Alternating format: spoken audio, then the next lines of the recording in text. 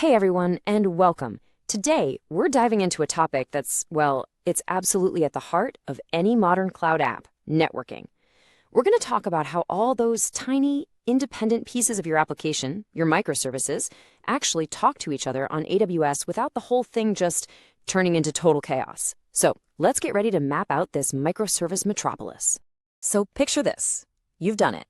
You've broken down that big, clunky monolith into, say, 100 sleek, independent microservices. It's awesome, but it immediately brings up a huge question, right? How in the world do you manage that insane web of communication between all of them? How does your user service even find the payment service? And how do you keep it all secure? That's the puzzle we're going to solve today.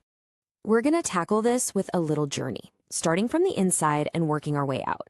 First, we'll step into the microverse just to get the lay of the land. Then we'll eavesdrop on how services chat inside their own little world. From there, we'll zoom out to see how they connect to everybody else, explore a really powerful tool called a service mesh, and then wrap it all up with a super important chat about trade-offs. All right, first up, welcome to the microverse. I want you to completely change how you picture your application.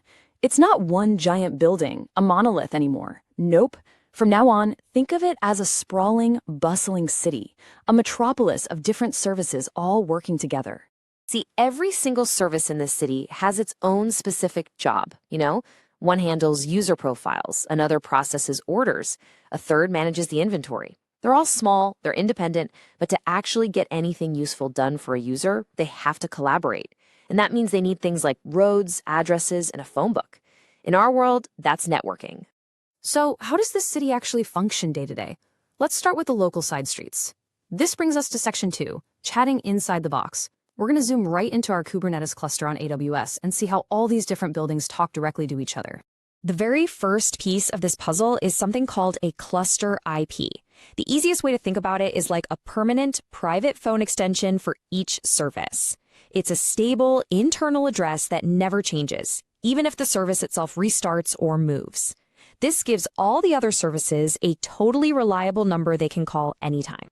But let's be real, nobody wants to memorize a long list of IP addresses, and that's exactly where the cluster's internal DNS comes into play. It's basically the city's built-in phone book.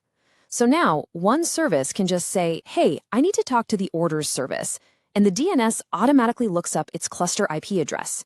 It's clean, it's elegant, and it makes the developer's life so much easier.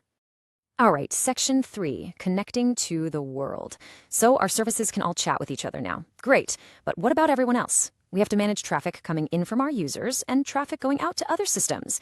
This is all about connecting our city to the global highway.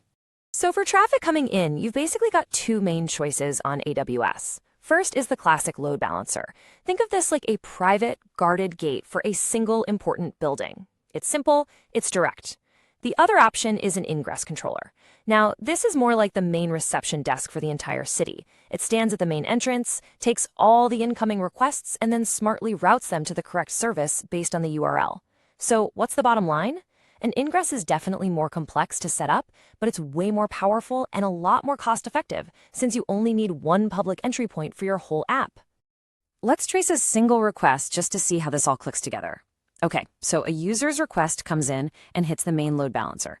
The ingress controller looks at it and says, this is for the user interface, and sends it over to the UI service.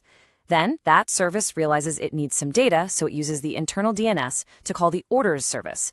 And finally, the order service might need to grab some info from a database, like AWS RDS, which actually lives outside our cluster. And that brings us perfectly to outbound traffic. I mean, our city of services doesn't exist in a vacuum, right?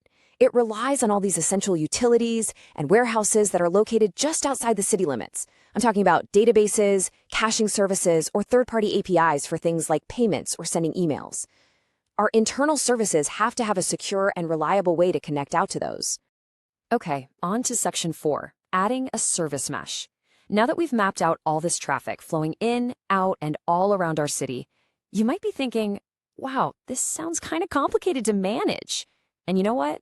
You'd be absolutely right. This is where a much more advanced tool can enter the picture, the service mesh. I mean, just think about it for a second. With dozens, maybe hundreds of services constantly chatting, how do you guarantee that every single one of those conversations is secure and encrypted? What happens if one service gets slow or just fails completely? How do you stop that from taking down your entire app? And maybe most importantly, how do you get a clear picture of any of this to figure out what's going wrong? A service mesh is designed to solve exactly these problems. The best analogy is that it's like installing a hyper-intelligent GPS, security system, and traffic control grid across your entire city all at once. It can automatically encrypt all the traffic between services, no code changes needed. It can intelligently reroute traffic if a service is having a bad day. It gives you this incredible, deep visibility into who's talking to whom. It can even handle things like retries for you automatically. It's just a phenomenal layer of control. And that brings us to our final section, the simplicity trade-off. We've gone from really simple internal calls all the way to this super sophisticated service mesh. But as they say, with great power comes, well, you know the rest. This really is the core dilemma that every architect has to face. A service mesh gives you these amazing, powerful capabilities, but it's also another complex system that you have to install, configure, manage, and debug.